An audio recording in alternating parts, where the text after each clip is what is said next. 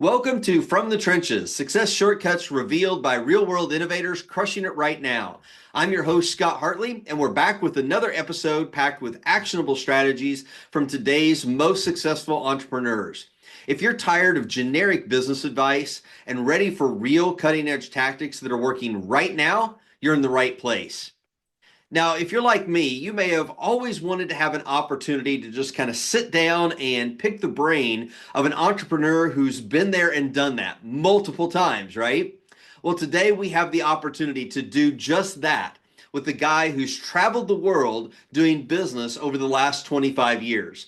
And he's got a number of wins that he'll share with us. And of course, there's a lot of challenges that came along in all of those world travels and business ventures as well. So let me introduce you to Craig Schulze. He's a world-leading entrepreneur who has had significant success across multiple industries over the last 25 years. He's been a multi-award winner fitness trainer, a winner of leading sales in Southeast Asia, and he's spoken on stages all over the world. His book, podcast, and education are based on his one shot at life philosophy and has had amazing experiences in over 100 different cities. Craig, so excited to have you on the podcast today. Thanks, Scott, and looking forward to a conversation. Yeah, this is a great opportunity. I mean, when you filled out the form to be on the podcast, like you have so many different things that you can talk about that I was like, okay, we can't just narrow it down to one thing. So I'd love to kind of like start at, kind of the beginning. Like, how did you really kind of get into this world of entrepreneurship? Because not everybody, has that in their lifeblood of like, oh, I want to go out and start businesses and do things. Yeah, look, I think for me, I even trace back even to early teens where I was doing a project for my next door neighbor, and he sort of worked out that there was a little gift box that he got me to make, and he said, For every one you make, I'll give you $1 for." He was selling them for $12. And I worked out a way that, I was making $25 an hour as a 12-year-old in the early 90s when most people were getting $6 an hour, but it was just being creative there. But I become an engineer, qualified. I spent 5 years at university, which in America they might call college, and I worked trading time for money for about 18 months. And I just didn't like that whole philosophy of just going there. I work the hours, I get the money back. So I fired my boss when I was 21 and started my entrepreneurial business journey back then. Oh wow. Yeah. And I mean at 12 years old making 25 bucks an hour, that's like, really unheard of. So that's really cool. So what was kind of like when you first, went out on your own at the age of 21? What's that first business that you really went into? I got into the fitness industry. I was sort of quite talented at sport, and I sort of trained in high level programs, and I loved activities like playing sport, fitness, etc. So I got qualified as a personal trainer on top of my Mhm. engineering profession, and bought a gym, a fitness club, and I always say to people what I lacked in business skills at age 21 and life skills at age 21, I made up with the dreams and the desire to do whatever it takes to have success and not fail in that. And, that was just working around the clock. It was taking action. It was doing the types of things that most 21-year-olds probably aren't prepared to do. And it was like really like one of those burning the boat scenarios where you either make it work or you go bankrupt age 21, and I made it work. Yeah, it kind of lights a fire under you, It's like, okay, it's that sink or swim moment. And I know that I had that with my first business. I was, working a full-time job, and I kind of started my first business as kind of a side business venture. And I still held on to that safety blanket of, like, oh, I need my full-time job. And I got let go from that position. And so it was sink or swim. And I was like, I'm not sinking. Like whatever it takes, like I'm gonna make this business successful, and was able to do that over the course of the next several years. So totally get that. So just kind of like wherever you'd like to begin, with, from where we left off here at age 21, what's some of the things that you've learned? What are some of the challenges that you've been through that, now, would be great opportunities for people to learn from? Yeah, look, I think for me as a 21-year-old at business, I sort of there's a lot in this story, but I'll pick out some important parts. But I was a big thinker, big visionary, and I didn't want to just earn a couple of $100,000, working in a fitness club. So after my third year there, I was one of the States of Australia's Fitness Professional of the Year, and I wanted to take my business to the next level. So I helped expand that company into another state of Australia. So packed up. I set up 5 fitness clubs myself. I own 5 fitness clubs myself, and I helped the company set up 22 franchises. So I was like really on a high trajectory of growing fast, and I'd never been in an economic downturn in the past. So one of my biggest business lessons I learnt there was risk management, and I just was aggressively accumulating and thinking, because everything I was touching was turning to gold, I'll just get more and more and more and more. So I'd just make money, then I'd start investing more in property, and the global financial crisis nearly wiped me out completely. People would refer to that as a GFC. And in the space of 18 months, banks stopped lending money. So it was very hard to sell $100,000 fitness franchise when the bank wouldn't lend the person that wanted to buy it the money. Yeah. The banks wouldn't lend me money to do the fit outs for some of the gyms that I just bought. So I basically went in, said, hey, here's my business plan, which in the past had never been an issue. But I had to then finance that, and I financed it through putting all my entire property portfolio on the table. The US dollar to the Aussie dollar changed, so all the equipment that I was importing basically went up by $150,000 overnight. And then in a cost of living crisis, the first thing people get rid of are fitness club memberships. So my nearest and dearest clients were even saying, Craig, I love you, but yeah, so that was like one big, I guess, big pillar of my journey. And then entrepreneurship beyond that was online business, which led on from the lessons learned in the GFC. I just wanted to move out of retail and leverage social media, smartphone technology, Wi-Fi technology, all technology, and then build a multiple seven-figure business online for the next decade. And then yeah, I guess from a business perspective, the COVID era come along and lockdown era, and that really shut down a lot of my income generating avenues through that uh, economic downturn as well with the lockdowns. And, there's a lot of lessons in there, but I always talk about just, you got to invest in yourself and move with the trends. And when one door shuts, another one will always open, and got to put yourself in the right position to meet the right people at the right time. So, in the last 18 months, I've helped launch a new tech company, and we're 6 months into that since going live now. And the door shut on my e-commerce business that I built for a decade, and now it's on a new pathway, new journey at the moment. So, I Mhm. guess 25 years has been big run, challenge adversity, massive run, challenge adversity. I'm at the start of another big run now. So Yeah. that's the summary on that. Yeah. So obviously, risk management is really important, especially if you are in, where you've got real property involved. So you were talking about, buying the property, the facilities for the gyms, and then of course you need all of that equipment as well. Unlike a service-based business, like what I have, you need, equipment that people can use. What are some of the practical things for our listeners that that they do have a product type of business? What are some things that they can learn and some takeaways that you have on helping to mitigate, that risk, uh, Hmm. of, things going south or, even another financial crisis? Yeah, look, I think for me, back if I learnt the lesson, I did learn the lesson in the global financial crisis to the lockdown era crisis, and the COVID crisis was it was just lack of self-awareness, and you don't know what you don't know. And I didn't understand about economic downturns and the possibility of things outside of your control could really impact your business. Now, when I got to the COVID era, I was like, well, okay, um, I'm not going to go and just be an aggressive investor anymore. I need to leave money aside for a rainy day. So that was sort of like managing cash flow, making smart investments.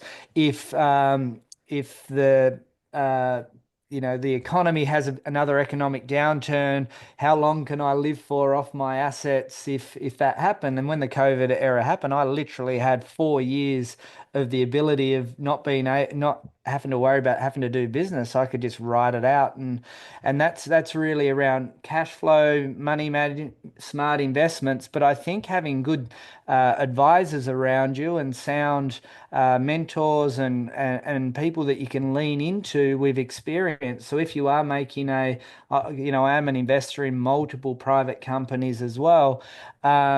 And every investment that I've made, I've always said, hey, is there anything here that I'm not seeing that you can see that I can't see, like a blind spot? So having nearly your board of directors around you, and that may be one person for business, it could be one person for health, it could be one person for investments, but having an advisory board, let's call it, around you that you can lean into in that time, but also I think understanding trends and what's happening as well. And you know, you always hear about Netflix and Blockbuster. Disruptive industries. Are you on the verge of being disrupted? Especially now with the new AI technology and so on coming on. Is that going to disrupt your industry? So are you going to go down with the Titanic, or are you going to make smart chess moves and navigate your way through this? That's sort of some of the things that I've really become quite attuned to, and noticing retail in the global financial crisis was not smart business. So I started moving online and leveraging technology. Hmm. Now it's like similar sort of concept. Now, like, okay, lockdown impacted my business. If it's going to be a lockdown sort of era moving forward, where you could just shut off your supply and your logistics and all of that sort of stuff, how will that impact business? So you sort of always got to move with the time, look at trends, and and learn from people that have already walked the path. So that's sort of three things there for risk management: manage cash flow, have a good advisory board, and understanding, what trends could disrupt your industry and plan for that. Yeah, those are great, three great points. I know a lot of businesses, they don't think about the cash flow aspect. They're wanting, a lot of people are wanting to grow and they want to grow rapidly, and it's not a bad thing necessarily to reinvest your profits into your business. But like you said, you kind of had that wake up call. It's like, oh, wait a minute. I need to plan for a rainy day because as you've, already shared with your experiences, those rainy days are going to come. It's not always going to be, sunshine and roses. There's going to be those hard times, and you want to make sure that you have those cash reserves to kind of help you, through those slower times. And the piece about having that advisory board, one of the things that I've found is really helpful is being a part of several different mastermind groups, and where you've got a lot of people with different perspectives. And one of the masterminds that I'm a part of, we meet twice a month, but then we also have accountability pods, and so we meet every Monday. And it's just a group of four of us, and it's really great to have those sounding boards because we can share our challenges, share our successes, and get ideas, from each other on that. Yeah, look, just on that topic there, like I always say to people that challenges are a guarantee in life. It's not a matter of if, but when, how big, how often, but most importantly, how you deal with it. So a challenge could present in a business challenge, it could present in your family life, it could present in health, it could present in all sorts of different forms. So they are going to happen. And when you come across challenges, it's really about, how are you going to deal with it? And, I've had business challenges, but my wife and I, we lost our first son who was stillborn just before birth, which led me to writing the book, You've Got One Shot, my One Shot Movement podcast, teaching people, running courses about that. And I always say to people that have gone through that situation, it's interesting to sit back, and some people never recover from it. And I would always say that investing in your mindset and personal development and personal growth and that positive affirmation type of stuff where you can really like take the challenge on board, sit with it for a while, navigate through it. And I think the people with the strongest mindsets and the strongest, skill sets in life usually prevail through those tough wins for sure. Yeah, I'm glad that you brought that up because, one of the things that, I've heard from several different guests, on the podcast so far is that it does go back to mindset. Mindset is really kind of that winning piece that as an entrepreneur, like it's a lonely space anyway. Very few people understand the stresses and everything that we go through to, to run our businesses and to, be successful and support our families and things like that. And so, a lot of times we are kind of, for lack of a better description, self-sufficient. And if we're not in the right headspace, that can be, even more challenging. So tell us a little bit more about, your one-shot movement. What does that entail? What does that mean? What does that look like? Yeah, look, I mean, life threw me the curveball, and business was good. Life was good. I was newly married. I was traveling the world, making phenomenal money, and it was time to start a family. And I went through that life-defining moment where you were just ready to have your first child. And a couple of weeks out, we just went in for a routine checkup, and basically the doctors or the obstetrician said, look, there's no heartbeat here, and we confirmed that the baby had passed. And that meant that our bags packed for a holiday or our bags packed for a birthing suite. And that next 48 hours is probably the most profound life-changing experience of my life because watching your wife deliver a baby that you're not going to be taking home and then spending 48 hours with them. But in that moment, I ended up saying that to my son. I said, hey, you're not going to be able to embrace and showcase what you would have had to offer the world physically. So I will help leave the legacy of the concept of, everyone only has one shot at life, give it their best shot, whatever it is for them. So a couple of years after that, I ended up writing that book, You've Got One Shot. The story of a stolen heartbeat, what that taught me about living a meaningful life. And while I was building out the vision on that, I said, well, okay, what if I start interviewing people that have made the most of their one shot at life? So I started interviewing sports stars, thought leaders, like people that are real top 0.001 of their industry and provide context and life lessons and empower people and educate people to make the most of their one shot at life. And that led to some public speaking, running a heap of online courses, and yeah, it's just sort of taken a bit of a journey of its own. So that's sort of like a centerpiece of everything I do is empowering and educating people to make the most of their one shot at life. Yeah, yeah, that's so powerful. And a lot of times amazing things can come from some of the lowest points, in our life. And, you taking that, of your child, being stillborn and turning that into, an opportunity for you to share your experience with other people, but also to help them focus on, it's like, hey, you may not have something as drastic as this has happened to you, but you still only have Mm. this one opportunity. What are you Yeah. going to do to make the most of it? Absolutely. And look, it could be.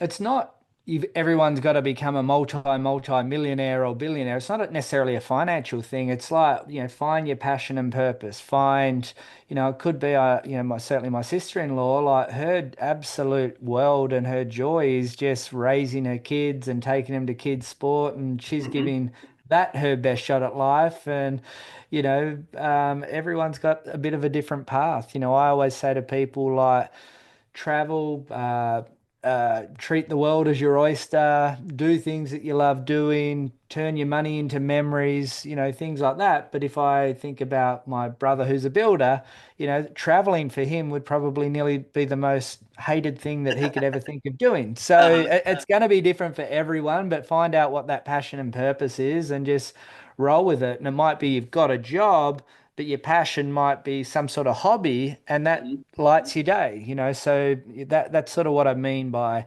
give life its best shot. Yeah, that's awesome. And I love the fact that you honed in that it's not just the financial success, it's how do you define, what's meaningful to you. And that's going to be different and unique for every person. Now, one of the things that we didn't touch upon was, how you got your first mentor. You put that in your podcast application there. So I'd love to hear the story around that. Yeah, look, I write a chapter in my book about it, and ironically, as we do this, I caught up with him for lunch last week, and I haven't seen him for 6 years. We have spoken on the phone, but we live, states away from each other.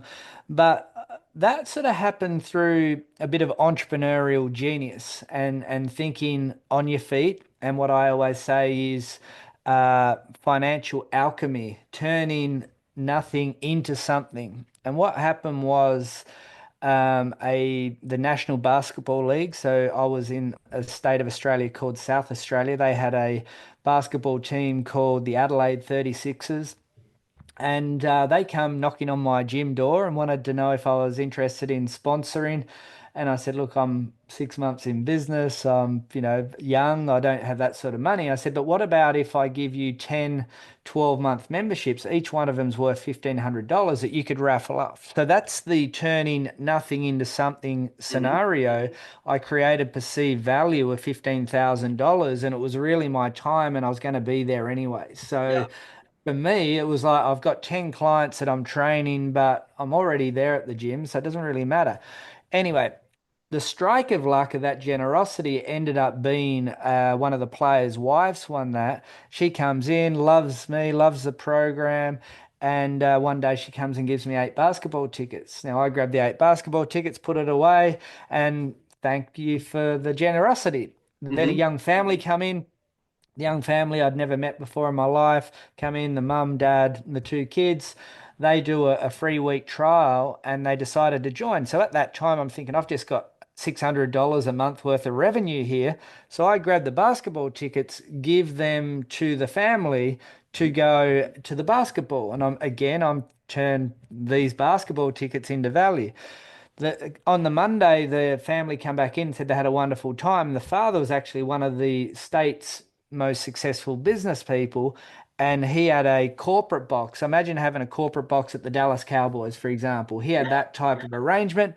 He said, Craig, really generous to that, unexpected. Would you like to join me and network with some of the state's most prominent business leaders in my corporate box? So I didn't have a clue that. It was just generosity and heart. And anyway, he taught me how to invest in property. He taught me how to get through the global financial crisis. He's helped me when I mentioned about that advisory. I've invested in a number of companies. And I always reach out to him and say, hey, what is there something here that I haven't seen that you see? Similar with investment properties. And yeah, it was just one of those scenarios where I was like, I could have said no to the Adelaide 36ers basketball club, but I thought, what do I have that I could give him that could open up a door of opportunity? Because Hmm. I could attach myself to the NBL. Well, I'd be like, if you live in Dallas, the Dallas Mavericks, I'm now a sponsor of, or I'm now contributing to that. So that's sort of how I found my mentor in Wow. business and changed my life. He taught me to invest in property. He taught me how to build businesses. He taught me how to sell and market. He taught me how to be a leader. And yeah, that all happened through generosity, gratitude, what I say, financial alchemy, turning nothing into something. And yeah, the rest is history. Yeah, it's so interesting because a lot of times especially as you're starting out, you're just like, oh, I can't afford a sponsorship. And, I'm on the board of a local nonprofit here, and we get told no a lot by a lot of small businesses when we approach them, asking them to invest. And I don't recall any one of them coming and saying, well, hey, I can't, do the $1,000 a year that you're asking for, but here's what we can offer. Mm. And looking at, what's the opportunity here and kind of like shifting that. And so, like you said, hey, I can provide these services for free. And then Mm. you had no idea where that would turn into. And I'm assuming that probably even at the time that you gave them the basketball tickets, you had no idea who that person No, was no at that idea. point in time either, right?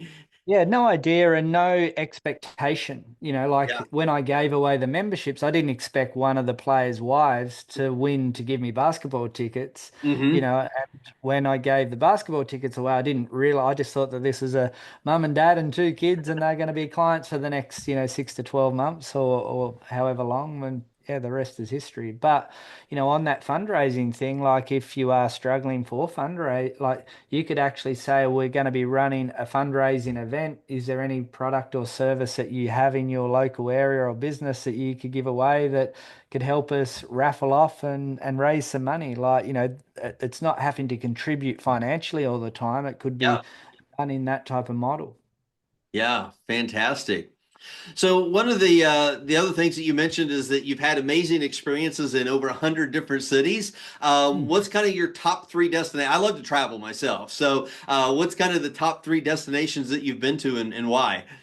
Look, they all present differently, but as I tell that story to people, I've played in a charity basketball game in Manila in the Philippines. I've had the good fortunes of staying in $3,000 a night bungalows in Bora Bora and one-star accommodation in India and Africa. And I got interviewed on live TV in Lebanon, in the Middle East, Oh, and wow. I've been caught up in a terrorist attack in Turkey. So Oh my there's goodness. sort of all sorts of different experiences. So if I was picking my favorite holiday destinations, I think, I'm constantly drawn to Italy as a country. I love going there.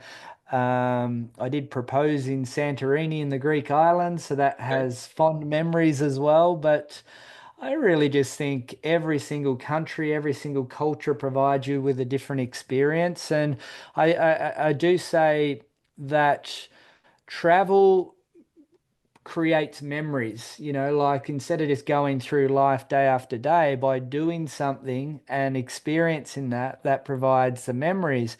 Now, the real important part of the travel experience, it creates conversation.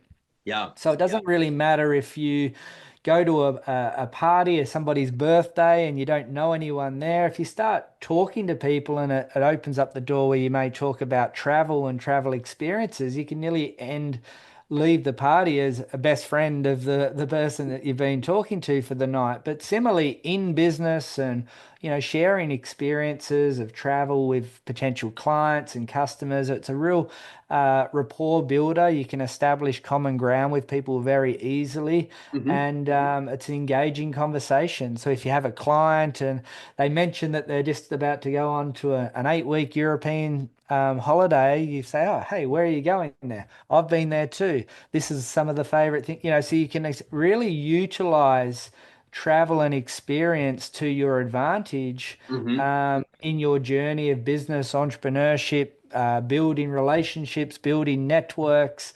And yeah, that's a big, big, big one for me.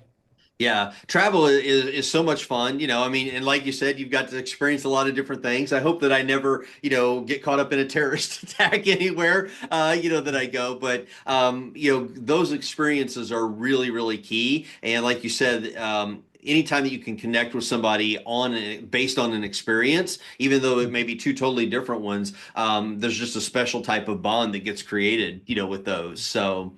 Well, awesome. Craig, is there anything else that I didn't ask that you would like to share before we kind of wrap today? Look, I always just say to people, wherever you are in your current circumstance in the world, in life, draw a line in the sand. And the line in the sand is, hey, this is the time that I'm going to take my shot, make the most of my one shot at life. And it could be the pursuant of a fitness and health journey, or you start a side hustle because you want to increase cash flow into your life. You uh, uh, feel like you're on the treadmill out there and you're just struggling through life. Meeting new people opens up new doors, like networks. So it might be the time that you say, hey, I made a conscious decision in 2016. I wanted to start networking with people that I admired.